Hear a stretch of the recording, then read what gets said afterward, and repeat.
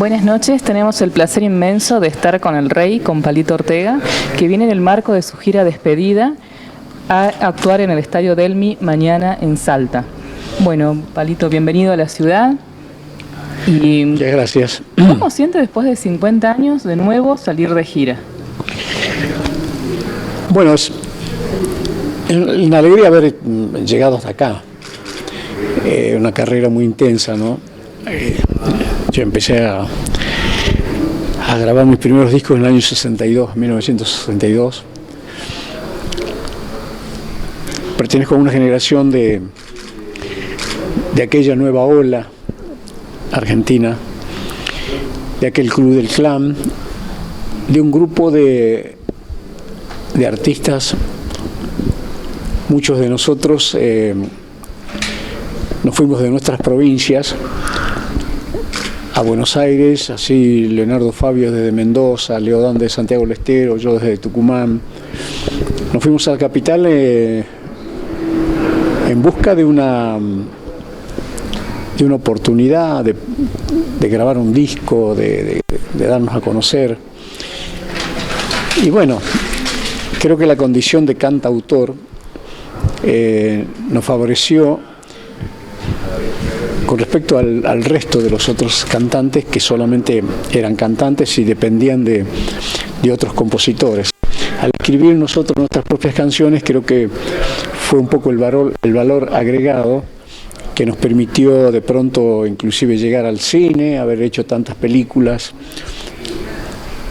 que muchas de ellas se fueron por todos los países de Latinoamérica. Después vino la posibilidad de filmar con artistas también internacionales, el caso de Libertad Lamarque y particularmente yo con gente como Luis Andrini, Nini Marshall y no sé, gente que es la historia misma, ¿no?, de la cinematografía argentina o latinoamericana.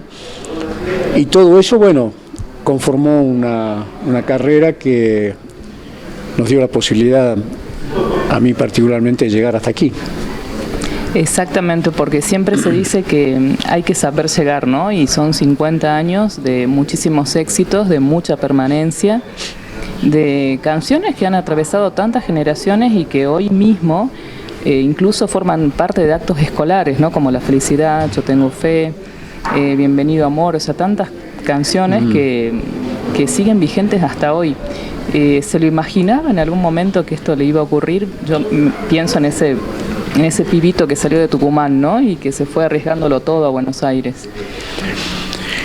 En realidad creo que todos los artistas trabajamos pensando en que podemos alcanzar trascender y alcanzar el éxito, y después se trabaja en función de la permanencia, ¿no?, de ver hasta dónde podemos llegar.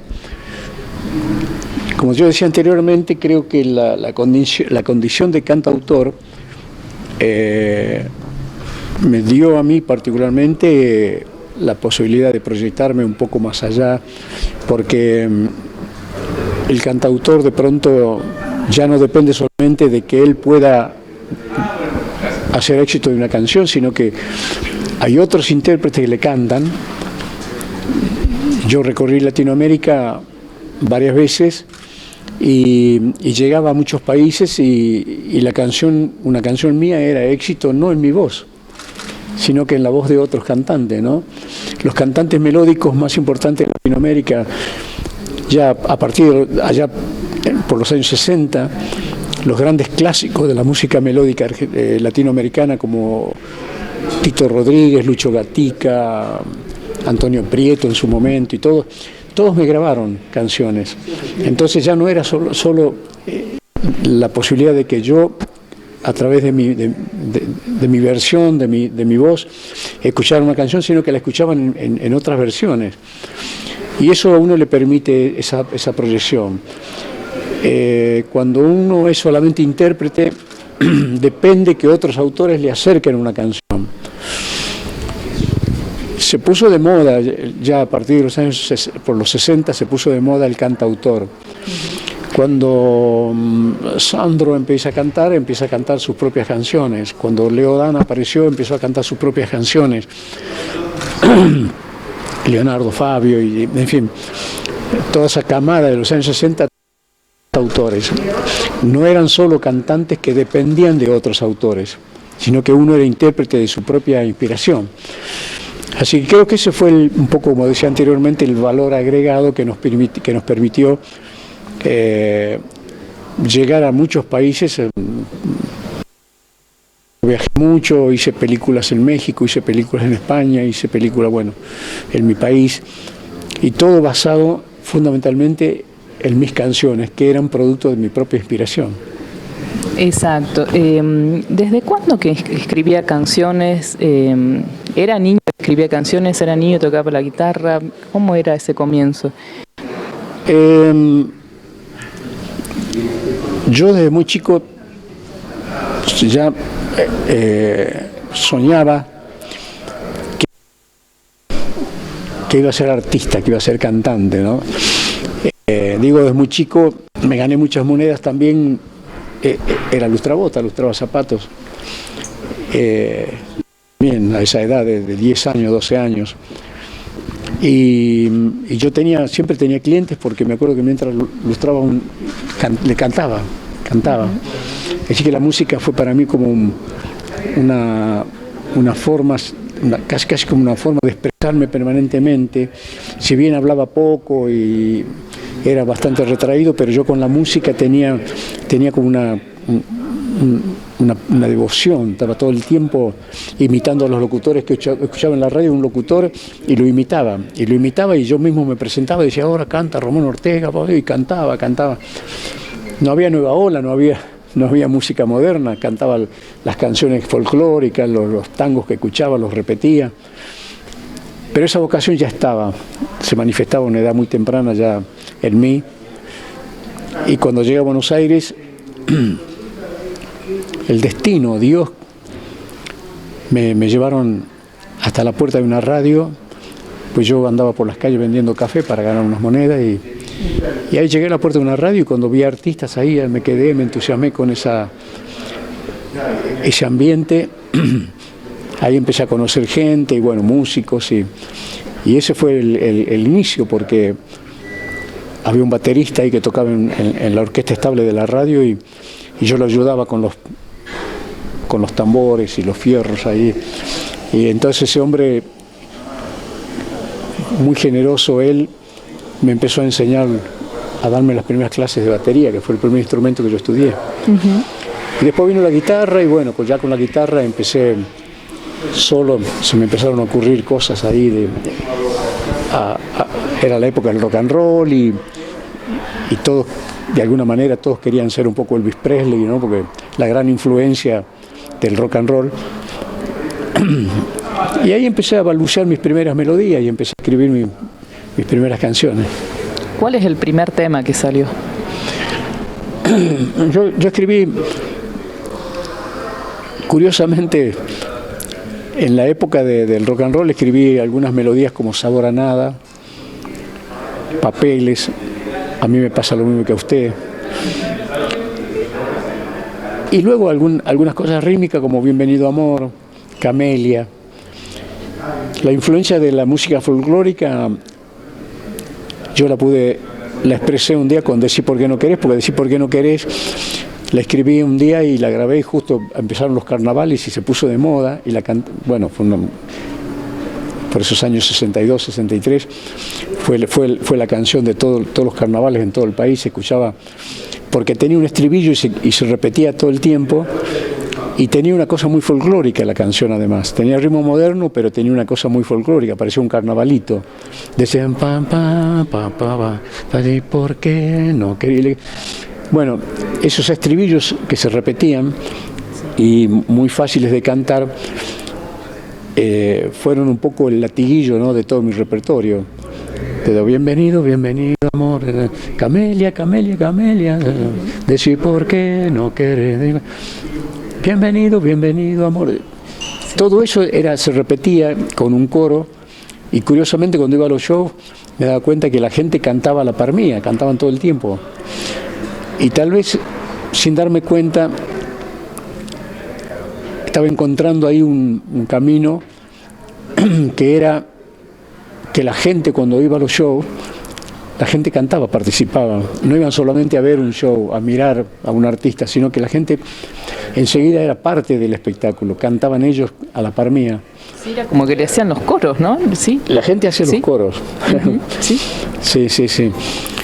Bueno, tal vez todo eso haya sido un poco, no digo el secreto, pero una parte de esa fórmula de haber llegado a la gente de la forma que llegaron las canciones y pasó, bueno, no solo aquí en mi país, cuando empecé a viajar y llegaba a México, por ejemplo, y más allá de Sabor a Nada, o A mí me pasa lo mismo que a usted, o Papeles, o Vestida de novia, que eran canciones melódicas, más allá de esas canciones que sí las cantaban muchos intérpretes melódicos, a la par estaban cantando Corazón Contento, un montón de otras melodías movidas, rítmicas, así que bueno, esa condición de no solo de cantante sino de cantautor, el tema del autor fue muy importante en mi carrera. Exactamente. También la cuestión de no haber desaprovechado oportunidades, ¿no? O hay oportunidades que usted se pone a pensar y dice, la desaproveché, pero me hubiese puesto en otro lugar. ¿Alguna vez se pone a repasar también los momentos en que no se transformaron en hitos en su carrera? Sí. Yo creo que uno, cuando hace un balance de su carrera, va encontrando de todo lo que hizo bien, lo que se equivocó. De todas maneras, yo creo que es bueno equivocarse muchas veces solamente por el hecho de que eso es una experiencia para aprender. Tan perfecto como para no haberse equivocado alguna vez. Y mi experiencia me llevó a hacer cosas que tal vez yo alguna vez hice alguna broma con Frank Sinatra. Un día le dije a un músico que era fanático de Frank Sinatra, y yo era ayudante en esa banda donde andaba con varios músicos, y le dije a un músico, mirá, ¿escuchás todo el día Frank Sinatra? Le digo, veo que te gusta mucho, sí, bueno, un día te lo voy a presentar, y se mataron todos de risa, y yo ni soñaba que lo iba a conocer a Frank Sinatra, ni soñaba que lo iba a traer a Argentina a Frank Sinatra. Exacto. Pero ¿por qué razón yo, no sé, qué cosa me lleva a mí a decirle un día te lo voy a presentar? ¿Por qué siendo muy chico, vendiendo diarios ahí en mi pueblo, cantaba y yo mismo imitaba a un locutor de radio y yo mismo hacía la imitación de la ovación, decía otra. Esa cosa que yo digo, qué premonición, qué era esto, ¿no? ¿Qué tenía yo que ya me veía en lo que después me pasó? Eso fue una cosa muy curiosa en mi vida. De todas maneras, a lo mejor yo lo expresaba de alguna forma, expresaba sus sueños, ¿no? Sí. Tal vez otros sueñan y no lo manifiestan. Pero yo creo que es muy bueno anhelar, que es muy bueno soñar, que es muy bueno tener un anhelo y tratar de ir detrás de él, un sueño para ir detrás de él. A mí me parece que uno se resta mucho en la vida, se resta mucho no soñar, no anhelar, no desear. Y porque cuando uno tiene todos sus anhelos, por ahí hasta no te dejan dormir mucho, ¿no? Pensando en eso que estás queriendo ser. Y el querer ser es un instinto que a uno lo lleva en un momento a ir más adelante y tropezar, y si te caes, levantarte y seguir y insistir y buscar y buscar y buscar, porque nadie te viene a golpear la puerta de tu casa para decir, ¿qué querés hacer? Vení que yo te voy a dar la puerta. No, no, hay que ir a buscarlo, hay que ir a golpear la puerta. Sí. Por lo menos esta ha sido mi experiencia, ¿no? Si yo me quedaba en mi pueblo esperando que alguien me venga a buscar, todavía estaría ahí esperando. Sí. Y hay que tener una gran fuerza de voluntad, porque la vida parece que te pone permanentemente a prueba. Y si uno se desalienta ante el primer fracaso, el segundo fracaso, baja los brazos y se entrega. Y la vida es como esa cosa que te viene pinchando, y dice, a ver, reaccioná, a ver qué vas a hacer, a ver, defendete. Y si uno no se defiende de la adversidad, de los malos momentos, pierde. Si uno retrocede, después te lleva mucho tiempo volver a avanzar. Es decir, cuando te vas, tenés que defender ese lugar que ganaste. Y hay que hacerlo siempre con la convicción. Es decir, uno tiene que creer en uno, porque si yo no creo en mí, ¿cómo voy a pretender que otros me crean? Y eso yo lo digo desde la experiencia de cuando yo cantaba. Muchos chicos se reían en mi pueblo. Y a mí no me importaba. Yo me fui de mi pueblo, me acuerdo, tenía 16 años, entonces mi viejo no sé cómo me dejó ir. Sí. Y uno me gritó, no te despidas tanto, porque yo iba saludando, chao, chao, chao, no te despidas tanto, dentro de poco vas a estar de vuelta acá. Y yo le dije, no, sí, voy a volver, seguro voy a volver. Pero el día que vuelva, le digo, vos me vas a venir a pedir un autógrafo. Todos se mataban de risa. Sí. Y un día volví, y no sé, en mi pueblo me daba cuenta que todos venían, se acercaban a saludarme y pedían un autógrafo. Decían, como te decía anteriormente, si yo no creía en mí, ¿cómo iba a lograr yo que otros crean en mí? Y si vos no crees en vos, es imposible que los otros te vean a vos realmente como vos querés que te vean. Es imposible que te crean. La convicción la tiene que tener cada uno de nosotros, en la profesión que inicies, ¿no? Exactamente. Yo pensaba que esto ahora tal vez está más catalogado, más estudiado, o ahora está en superficie, ¿no? Eso de la profecía autocumplida, del pensar del tener aquella determinación y el verse en el papel que uno quiere concretar en la vida, ¿no? Pero cuando usted lo hacía era realmente algo muy curioso, ¿no? Era una sabiduría que no la tenían todas las personas, ¿no? ¿Esos valores usted de dónde cree que? ¿De la familia? Se nace. Cada cual tiene un temperamento que ya viene con uno y luego se va un poco moldeando. Pero todos nacemos ya con una inteligencia determinada, con una personalidad determinada. ¿De dónde nos viene? Habrá antepasados que han influido para que cada ser sea como es, ¿no? Yo debo ser muy parecido a muchos antepasados.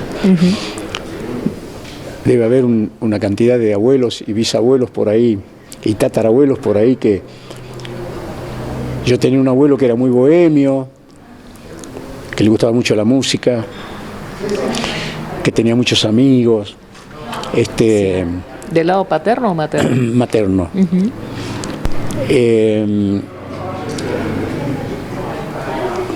Siempre me dijeron que me parecía un poco a él en ese aspecto, ¿no? Que me gustaba la música y me iba con mis amigos. Y después, bueno, la voluntad que hay que tener, la fuerza interior que hay que tener para ir afrontando la adversidad. Porque el mundo la vida es un permanente enfrentamiento con el no. Exacto. Cuando uno se propone algo, lo primero que tiene delante es un no. Lo vence y pasa otro y te encontrás con otro no. Y yo tengo que encontrar el sí. Sí. Y es muy difícil que uno empiece una carrera, empiece un camino y todos te digan que, ya de entrada te digan que sí, te abran las puertas. Puede ocurrir, pero no es lo común. Entonces uno tiene que estar preparado, tu temperamento tiene que estar preparado para enfrentar la adversidad y el no. La adversidad es que no pasó nada con lo que querés hacer, no hay reacción, no hay respuesta, pero tenés que seguir.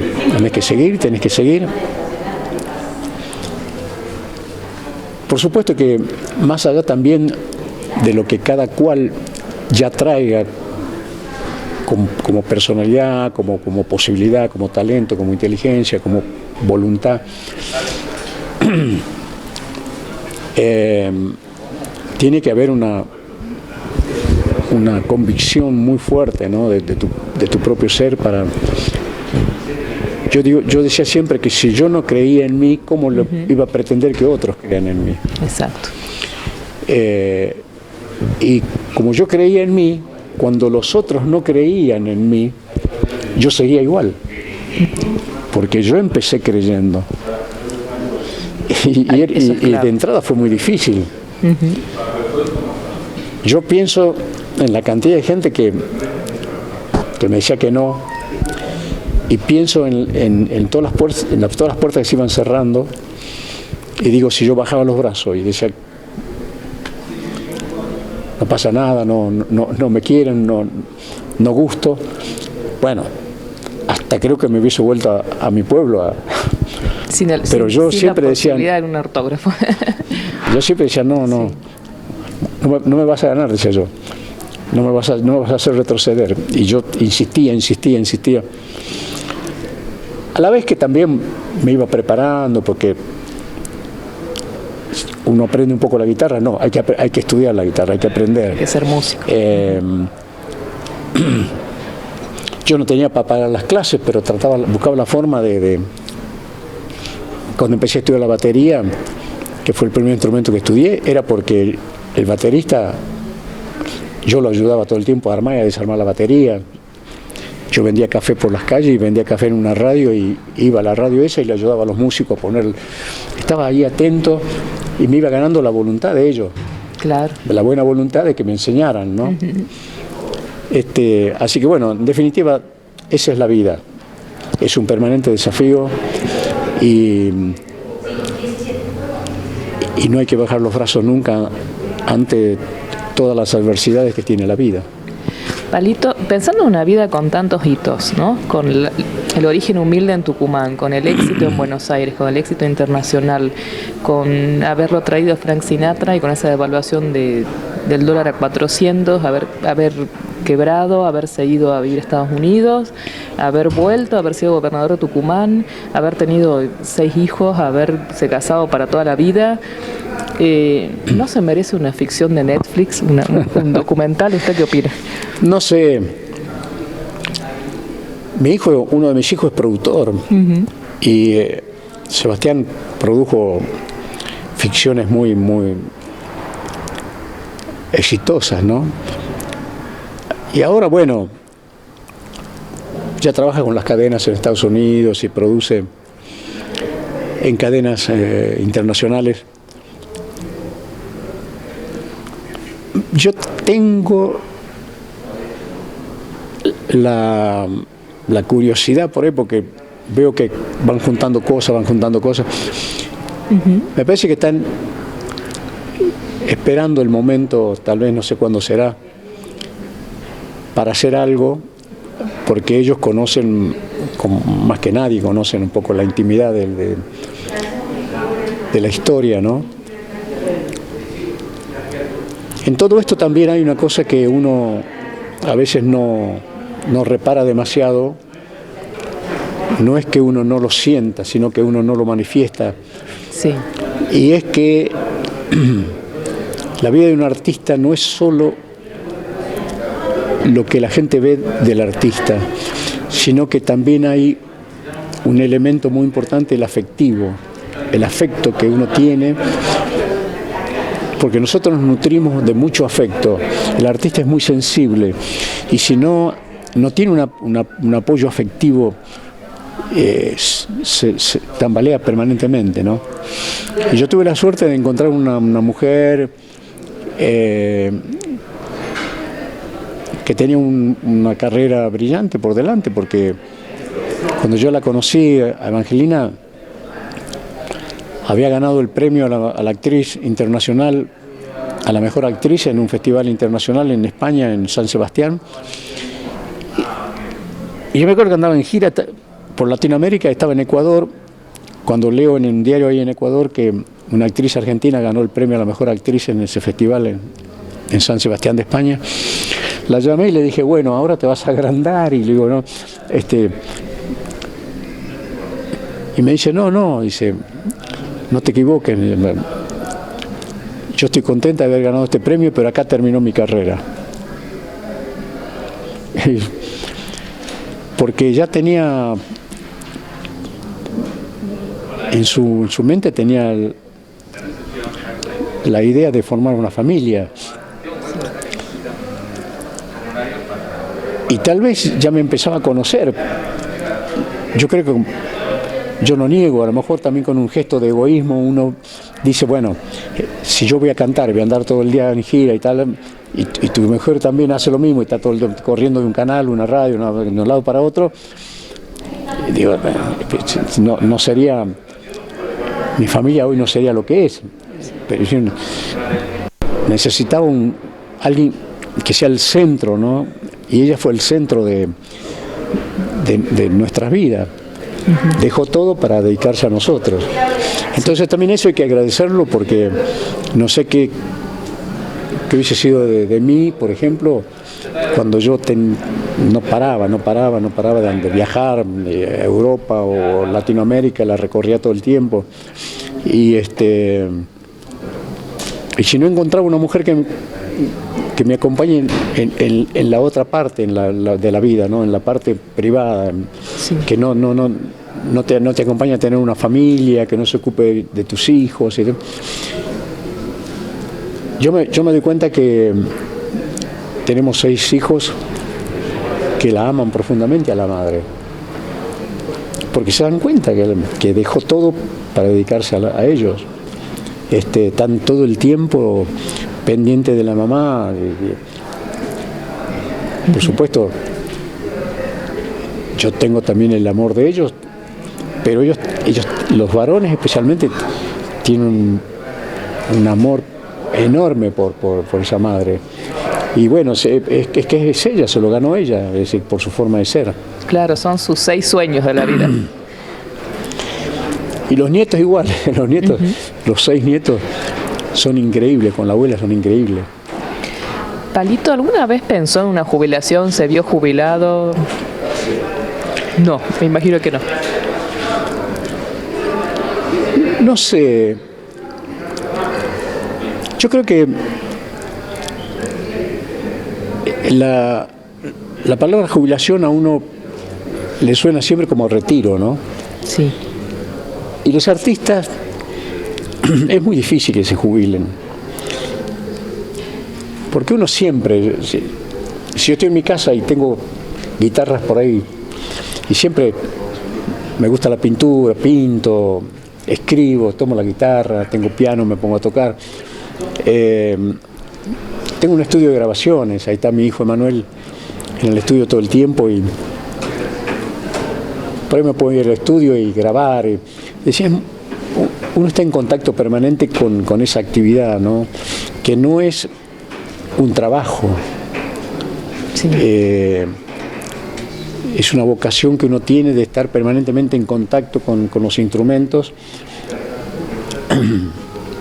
Y me parece que eso, si uno no hace giras o no está en un estudio de grabaciones, yo tengo los instrumentos ahí, puedo tocar igual, puedo tocar para mí. Yo escribo mucho, tengo una cantidad de canciones que me gustan y las toco, pero las escribí para mí, las tengo ahí, que no las grabé. Es decir que no es que yo me tengo que poner un uniforme determinado y que tengo para poder hacer lo que me gusta, ¿no? Si tengo los instrumentos en mi casa, estoy todo el tiempo en contacto con ellos. Así que la palabra retiro suena como raro, porque si yo estoy conviviendo todo el tiempo con lo que más me gusta, es decir, no. Después, bueno, ya el escenario es otra cosa, porque ahí ya lo compartís con la gente y tal.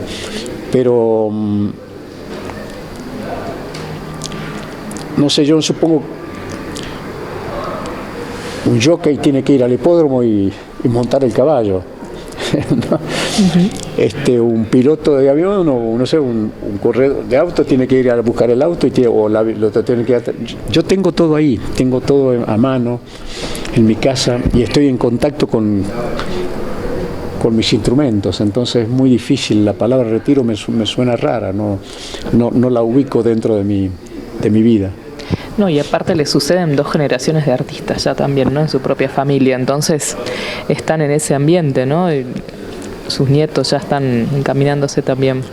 Sí,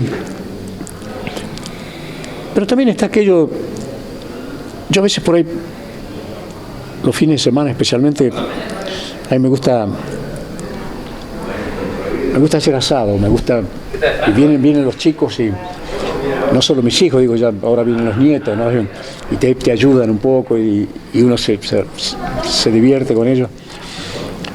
Y por ahí paso y veo una película y me veo ahí así, ¿no? Con Luis Sandriño, con Libertad Lamarque, qué sé yo. Sí. Así que no hace falta que yo vaya a un escenario, sino que estoy conviviendo todo el tiempo con esas cosas que fueron parte de mi vida. Entonces, exacto. Es diferente a otras profesiones con respecto al tema del retiro. Debe ser muy difícil para alguien que toda la vida fue a un taller determinado, a una carpintería, una cosa, y un día deja de ir. En mi caso particular no es eso.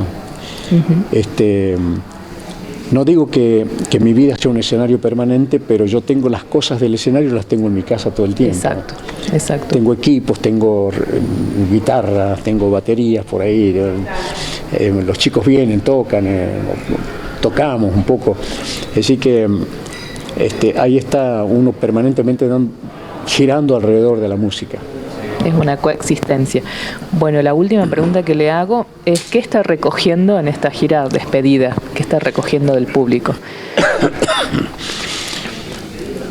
Es curioso que pasaron más de 50 años y siento el mismo calor de la primera vez. Siento que hay una generación que me acompañó, que me vio nacer, y hay una generación de gente más joven,